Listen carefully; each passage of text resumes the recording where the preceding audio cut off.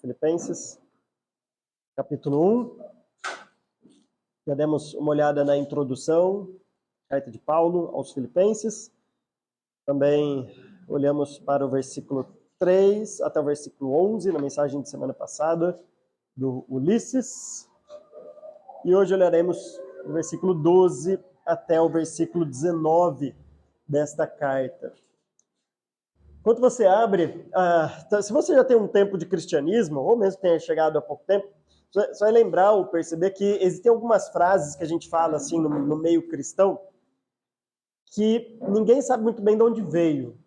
Sabe aquelas que cada um fala de um jeito, assim, ó, Lutero falava isso, aí cita uma frase. Aí você vai em algum lugar e fala assim, Agostinho falava isso, e cita uma frase. Aí você vai encontrar outro, Lance Spurgeon falava isso, e cita a mesma frase. Aí você fala, quem falou?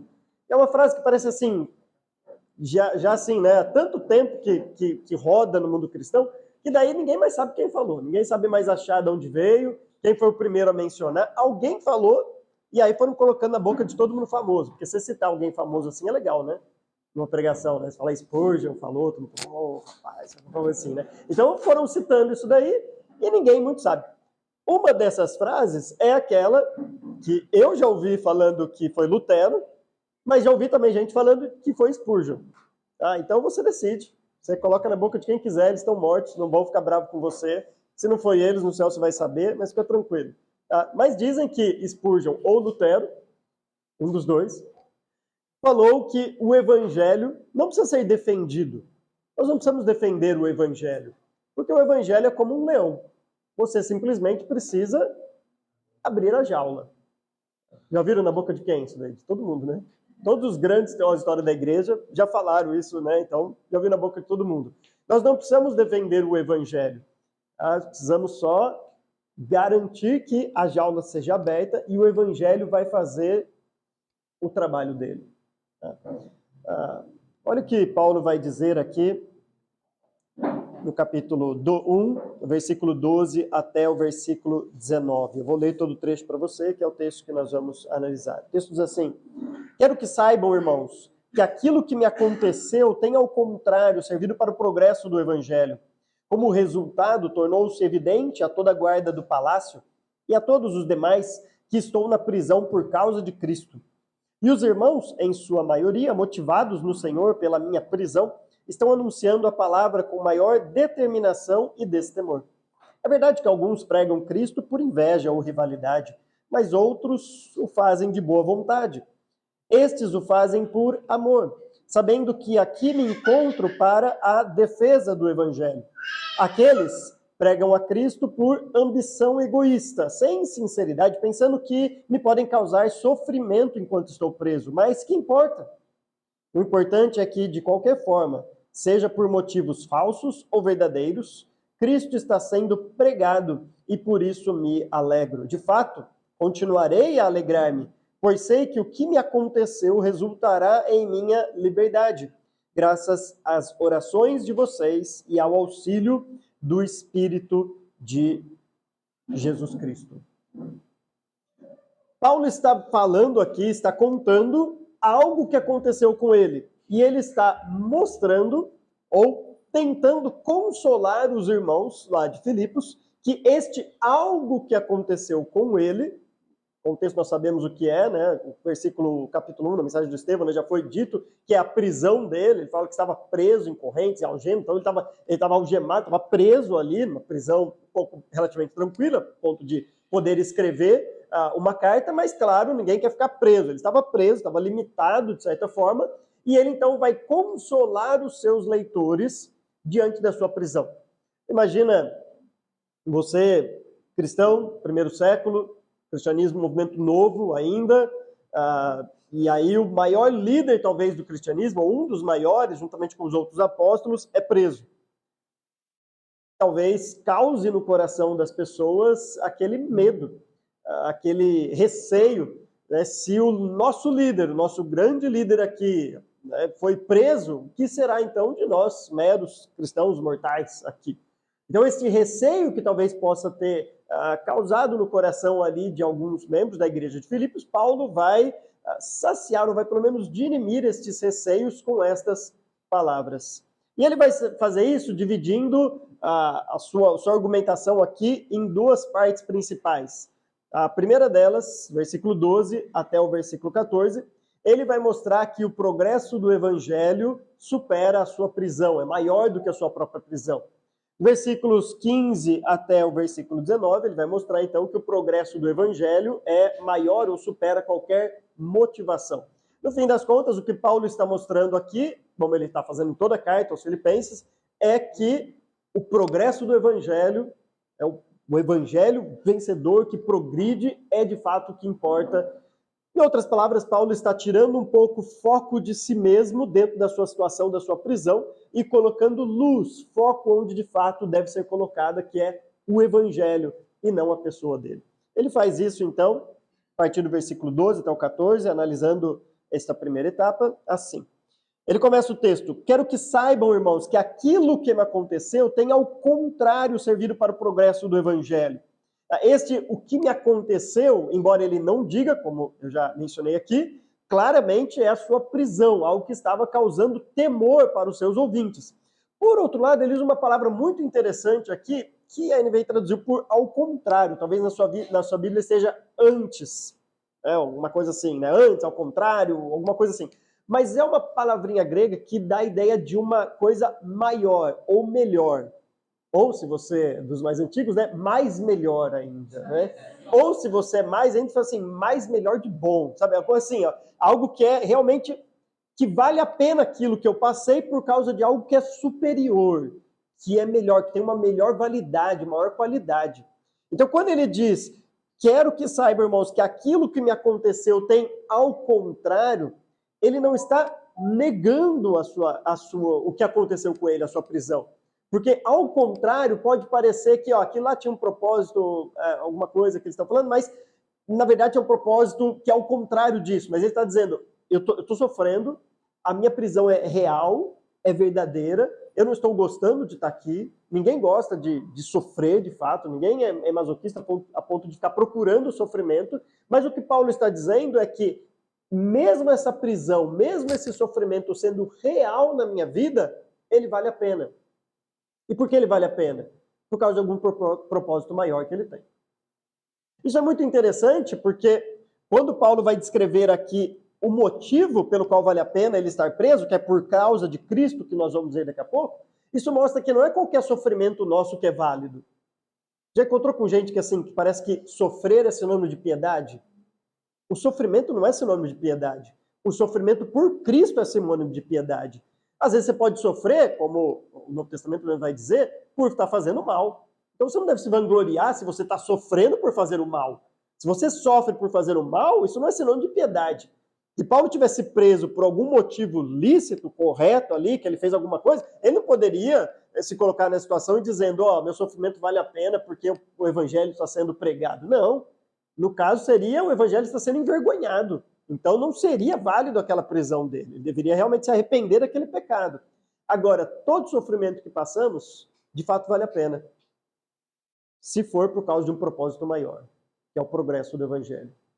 Então, às vezes, você pode, por exemplo, perder uma amizade. Isso acontece quando a gente é cristão.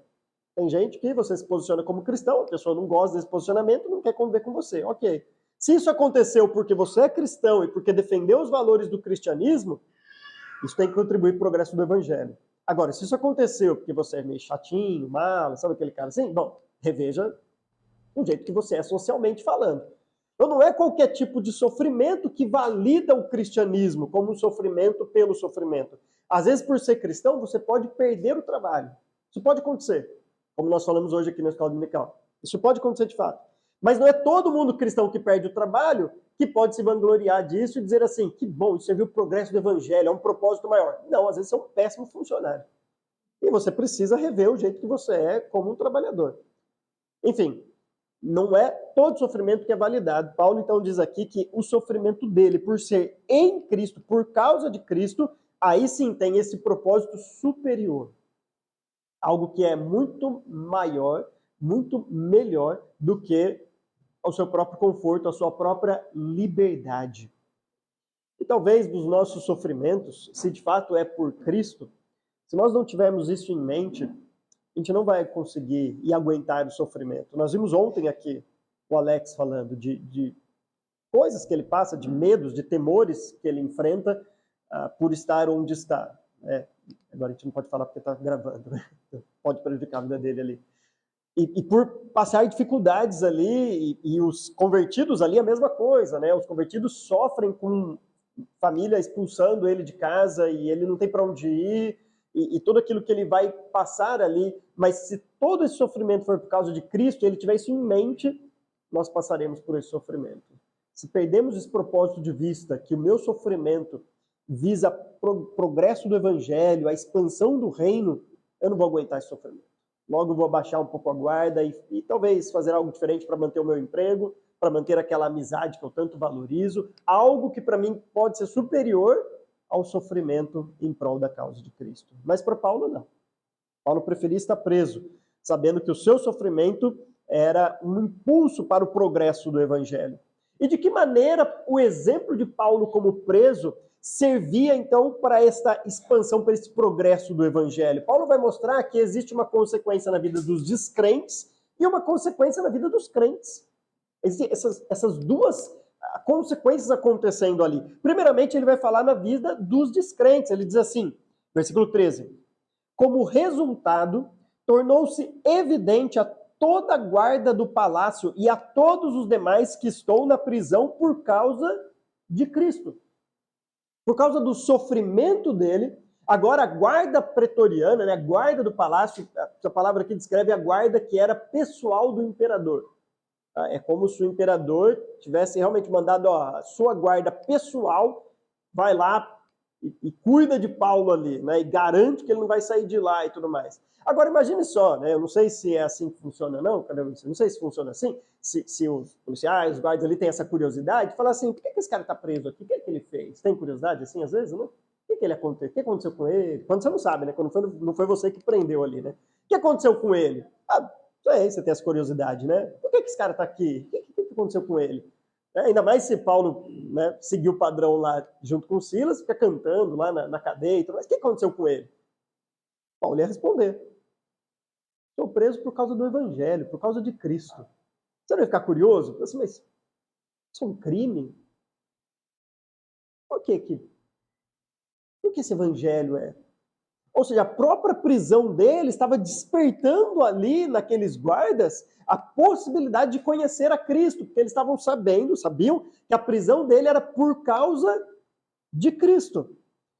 Por outro lado, essa expressão, né, por causa de Cristo, mostra que Paulo está quase que enfrentando aqui o Império Romano, dizendo assim para eles: eu não estou preso por causa do Império Romano. A minha prisão não foi o Império Romano que me colocou aqui. A minha prisão é uma prisão de Cristo. Não é uma prisão do imperador. Não foi o imperador que fez isso comigo, mas foi Cristo que fez isso comigo por causa da minha vida e por causa do evangelho. Então, às vezes pode acontecer coisas adversas em nossa vida. Por exemplo, se você foi mandado embora por ser um cristão, não acho que foi o seu patrão que te mandou embora. Tenha garantia, tenha certeza. Foi Cristo que te mandou embora de lá. Talvez, num determinado momento, você pense, mas é ruim para a minha vida isso, eu vou perder a minha renda, eu vou passar por algum problema, alguma dificuldade. Mas lembre-se, primeiro, Deus é soberano sobre todas as coisas. Segundo, todas as coisas cooperam para o bem daqueles que amam. E terceiro, o nosso sofrimento, se for em prol do evangelho, vale a pena. Confia. Se Deus te tirou de lá, alguma coisa ele vai fazer para não te deixar aí desamparado. A gente não sabe o que, mas alguma coisa ele vai fazer. Então, às vezes você perdeu uma amizade, sabe? Não foi aquela pessoa que não quis mais conversar com você, foi Cristo que não quis mais que você conversasse com aquela pessoa. Paulo diz: eu não estou na prisão por causa do império. Não é a prisão do imperador. Aqui é a prisão de Cristo. Basicamente, Paulo está dizendo, até sobre ser preso ou não, Cristo é soberano. Se eu estou na prisão, é porque Cristo me colocou aqui. Se ele não quisesse me colocar aqui, eu não estaria preso.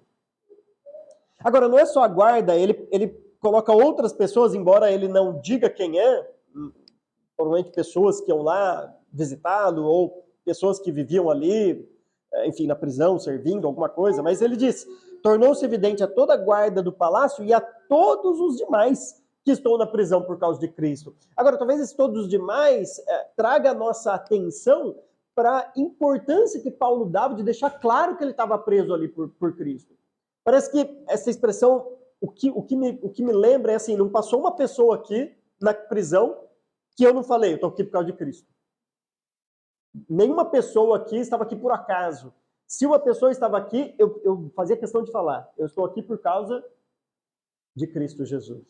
Então, tanto a guarda pretoriana como todos os demais sabiam exatamente que Paulo era um cristão e Paulo estava preso por causa de Cristo.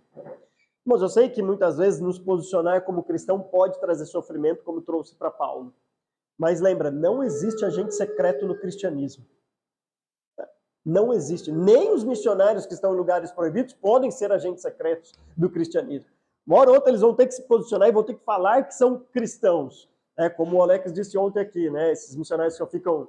a gente alimentou as pessoas, a gente fez isso. Bom, não precisa de um cristão lá para fazer isso. Tem gente que pode alimentar, tem ONGs que pode fazer isso.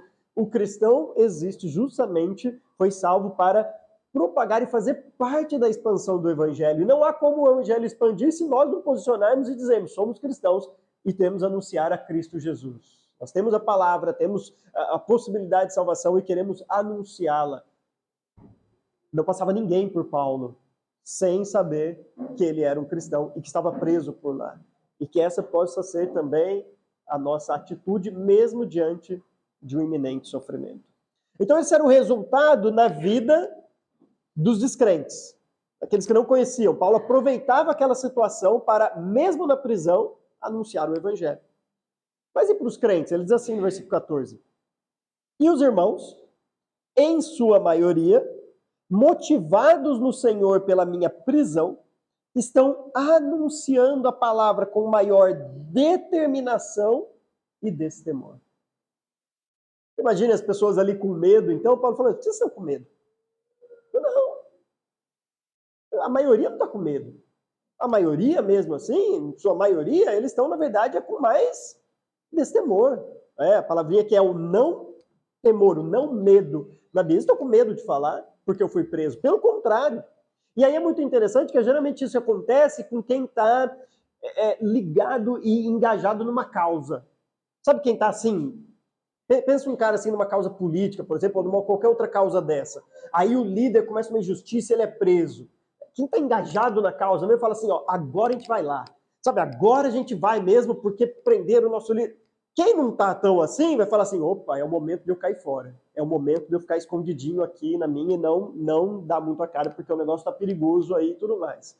Então, Paulo está dizendo, ó, as pessoas são tão engajadas no progresso do evangelho, é tão prioridade para elas isso, que mesmo preso, parece que reanimou aquele ânimo deles realmente pregar o evangelho com destemor, sem medo, sem receio de falar que é cristão, mesmo com o próprio líder preso. Isso nos lembra daquela famosa frase de Tertuliano de Cartago. Ele dizia que o sangue dos mártires é a semente do evangelho. O pessoal achava no Império Romano, lá no começo da história, que era só matar os crentes e acabou o cristianismo. Mas aí eles se viram num grande paradoxo, porque quanto mais matava crente, mais tinha cristianismo. E como pode? Quanto mais você mata os cristãos, mais cristãos aparecem. Como isso é possível? E é provavelmente isso que Paulo está falando lá em 2 Coríntios, quando ele fala do batismo pelos mortos, ali, né? O que fará aqueles que se batizam pelos mortos. É aqueles que, diante da iminência de ver alguém perdendo a sua vida por ser cristão, ainda assim diz, eu sou cristão. Eu sou cristão. É por isso que não tinha necessidade, às vezes, no começo da história da igreja, daquele curso de batismo que a gente faz. Sabe aquele curso, aquela conversa que a gente faz antes de pessoa ser batizada? Quem ia ser um falso cristão sabendo que podia morrer a qualquer momento? Quem que ia entrar assim, fingindo que é um cristão, aquele cristão nominal, por conveniência, sabendo que ele podia perder a vida de qualquer jeito? Se a pessoa no primeiro século dissesse assim, ó, eu sou um crente, aí você pode garantir, é um crente mesmo. É a foto que o Alex mostrou aqui ontem, tinha lá umas 8 pessoas na igreja, né? É a única igreja lá da região que ele trabalha, tinha umas 8 pessoas. Você imagina um daqueles assim, eu acho que esse cara aí não é... O cara foi expulso pela família, perdeu tudo. A gente viu um cara aí que recebe metade do salário a cada 3 meses porque ele é cristão, diferente dos outros. Você acha que um cara desse vai assim, ó, não, eu tô aqui fingindo ser cristão. Então, esse tipo de sofrimento, esse martírio, essas coisas, no cristianismo funciona meio que paradoxal. Conforme a pessoa sofre, as que estão engajadas realmente entendem a necessidade de progresso do evangelho e parece que dá aquele ânimo maior e fala assim, não, agora a gente vai pregar com mais fervor realmente. Agora a gente vai estar mais envolvido ainda na causa. Então, para os descrentes, eles estão conhecendo mais a Cristo. E para os crentes, eles estão anunciando com mais temor, destemor, né? Sem medo, o evangelho, anunciando esse progresso do evangelho. Eu espero realmente que os nossos sofrimentos, aquilo que nós passamos, possa causar isso. Se de um lado, talvez seja uma oportunidade de o seu sofrimento, alguém dizer e falar assim, por que você foi mandado embora do trabalho? Não, por que você não está mais vindo? Você fala assim, porque eu sou crente. Porque eu me posicionei de um jeito, e eles não gostaram e me mandaram embora. Então, por que fulano não conversa mais com você? Porque eu sou um cristão. Ou qualquer coisa do tipo, assim, né? Porque porque eu não quis passar cola para ele ali, enfim, não olha mais na minha cara. Mas porque eu sou crente. Isso causa essa oportunidade de falar de Cristo, de participar do progresso do Evangelho, mas ao mesmo tempo que isso motive outros a dizer assim, opa, não é que eu também sou crente? Mas eu não fazia isso não. Agora eu vou fazer então. Que de fato assim motive pessoas e incentive pessoas a também pregar o Evangelho e participar desta expansão do reino com determinação e destemor. Ok, segundo então o argumento de Paulo aqui é que o progresso do evangelho não supera só a prisão que ele está passando, mas supera motivações também. Porque ele vai falar de dois grupos de pessoas. Pessoas que pregavam a Cristo por motivações corretas, mas por incrível que pareça, tinha gente que pregava a Cristo por motivações erradas. E olha o que Paulo vai dizer sobre essas pessoas. É verdade que alguns pregam Cristo por inveja e rivalidade, mas outros o fazem de boa vontade. Estes o fazem por amor, sabendo que aqui me encontro para a defesa do Evangelho. Aqueles pregam Cristo por ambição egoísta, sem sinceridade, pensando que podem causar sofrimento enquanto estou preso. Então, Paulo divide dois grupos de pessoas. Ele diz assim, alguns pregam o Evangelho com a motivação correta. Literalmente seria assim, por uma boa escolha. Eles escolheram pregar o evangelho por uma motivação certa. Qual é essa motivação? Ele diz, por amor. Esses o fazem por amor. E é o amor que realmente impulsiona a nossa pregação ao evangelho. Amor por quem? Amor por Deus, acima de todas as coisas. Em primeiro lugar. E depois o amor pelo próximo. Mas em primeiro lugar o amor por Deus. Porque o amor a Deus gera obediência, e a obediência diz, você vai pregar. Então você vai pregar para qualquer pessoa, isso vai acontecer. Você vai ter que pregar o evangelho, o amor a Deus em primeiro lugar. Então, mas claro também que nós olhamos para as pessoas e devemos amá-las, e amar também é anunciar o evangelho. Essa é a motivação correta para pregar, para participar da expansão do reino. Mas por incrível que pareça, tinha pessoas aqui pregando o evangelho por inveja e rivalidade. O que talvez na sua versão está como porfia, né? Quem gosta das versões mais antigas, né? Então está como porfia, que é uma rivalidade de palavras, né? Uma contenda aí, uma briga de palavras, expressão significa. Então, alguns estavam pregando por isso. Imagina a pessoa com inveja. Assim, pô, esse cara está pregando muito, eu tô com inveja dele, eu vou pregar mais que ele. É até estranho isso, né, pra gente, mas não é muito esquisito no cristianismo, por aquilo que pareça. Tá? Isso porque esta inveja, na verdade, esconde um sentimento por trás, isso um desejo que não é participar da expansão do reino, mas talvez seja participar da expansão da sua própria fama, da sua própria glória, né, de ser reconhecido como um grande pregador. Bom, aí sim, aí você tem que articular todas as formas, e aí você vai ter os outros como rivais, porque se alguém for chamado para pregar num congresso, você não foi, a outra pessoa foi. E aí isso é um problema para a sua fama. Agora, aqueles que pregam por amor a Deus, acima de todas as coisas, não estão preocupados com o seu próprio nome, com a sua própria glória, com a sua própria fama, se é reconhecido ou não é reconhecido. Está preocupado com o progresso do evangelho. Esses que pregavam, né, a Cristo por inveja e rivalidade, Paulo vai dizer, né, no versículo 17, aqueles pregam Cristo por ambição egoísta, sem sinceridade. A expressão que ele usa aqui de ambição egoísta é a mesma que ele vai usar no capítulo 2, a gente vai ver quando chegar lá. Ele fala, versículo 3, nada façam por ambição egoísta ou por vaidade. A gente vai ver o que significa, mas basicamente, literalmente seria um partidarismo. É justamente as pessoas se envolvem com um determinado partido, uma causa, e aquela causa se torna mais importante do que o bem comum. Do que o bem comum. Vou falar outra vez porque bateu a porta.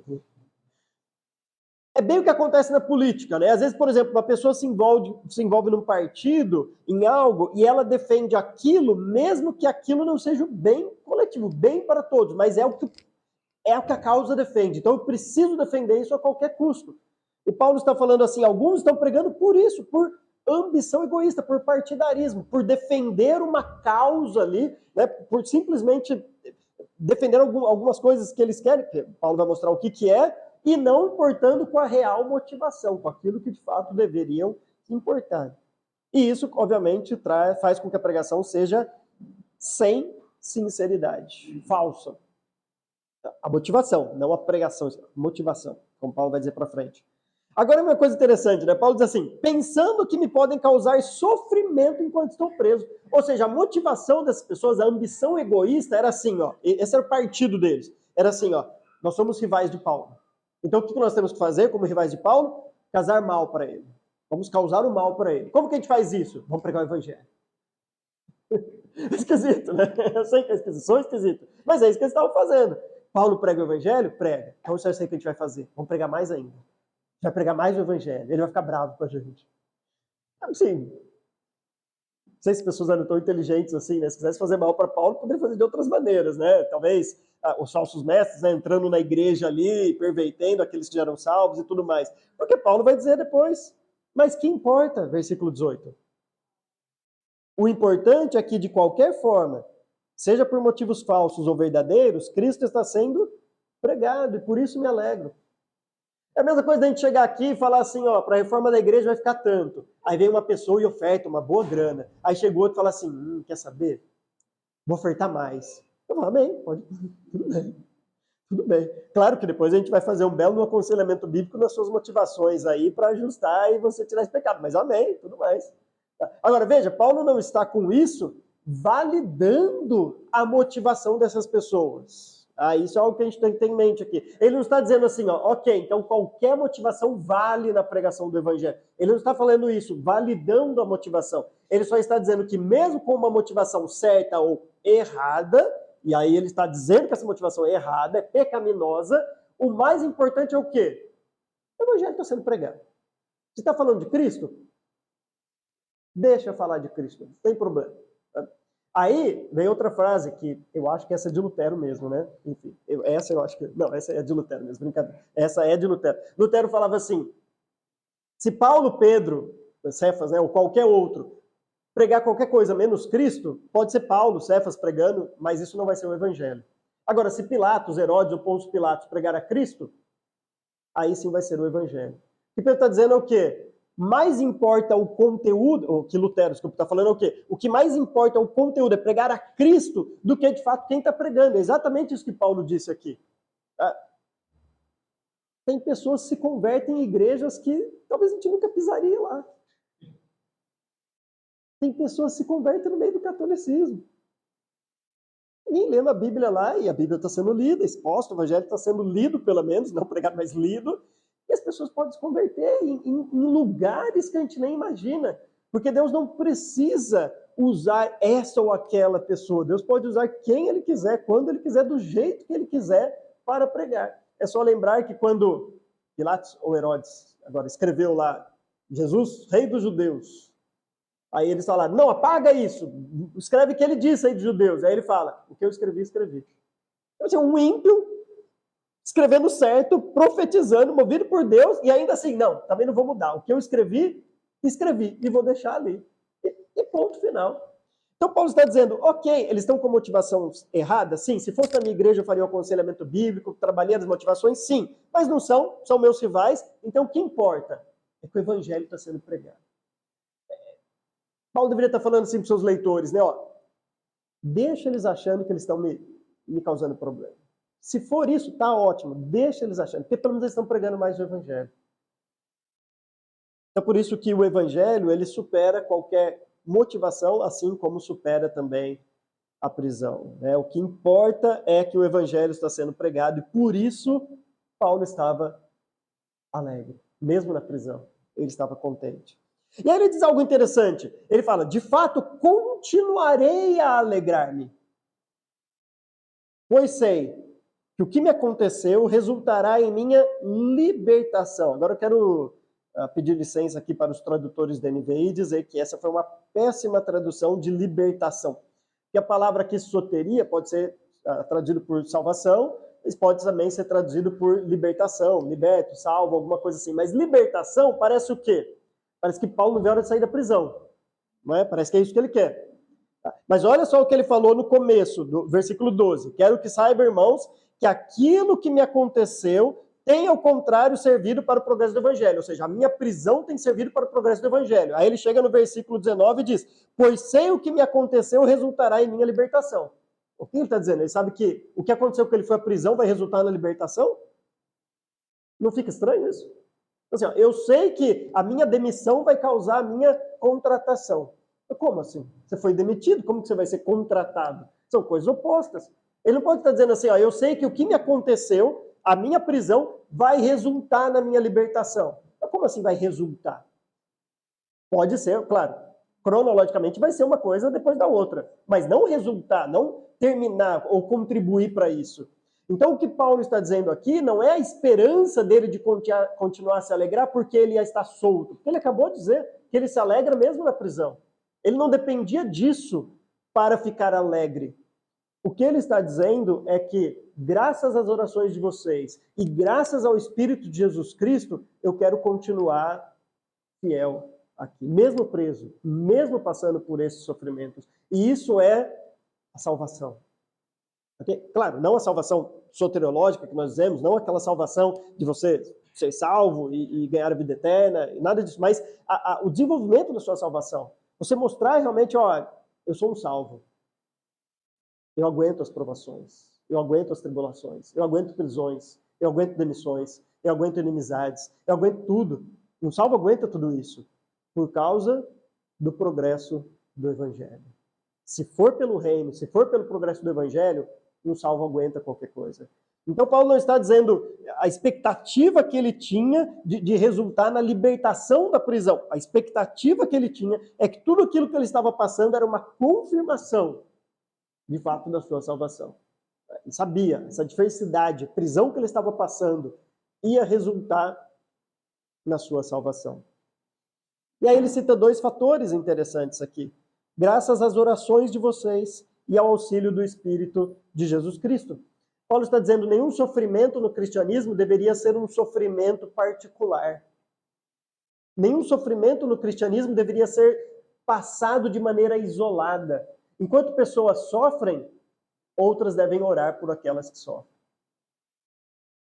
Enquanto nós sofremos, pessoas estão orando. Enquanto elas sofrem, nós oramos por elas. Essa é a dinâmica do cristianismo. E é assim que nós sustentamos uns aos outros para essa luta do evangelho, para o progresso do evangelho, para a gente enfrentar e aguentar essas situações. Nós sustentamos uns aos outros em oração. Agora, obviamente, Paulo sabe que não é só essa horizontalidade que garante isso, mas é especialmente a verticalidade, por isso que ele diz, e o auxílio do Espírito de Jesus Cristo. E aí, irmãos, mesmo que às vezes falte oração, mesmo que às vezes falta aquela pessoa te ligando e falando, mesmo se você ser mandado embora do trabalho, a gente está aqui para te ajudar financeiramente, para te ajudar em oração, para te consolar nos momentos difíceis. Você perdeu isso, mas nós estamos aqui. Mesmo que falte tudo isso, há alguém que não nos deixa, mesmo na prisão, mesmo sozinho, mesmo passando por problemas, que é o Espírito de Jesus Cristo. Ele está conosco, ele prometeu isso. Eis que estareis convosco todos os dias da nossa vida. Então, quando passarmos por problemas, por adversidades, lembre, o progresso do Evangelho supera qualquer prisão, qualquer adversidade e qualquer motivação. Retomando para aquela frase de Lutero,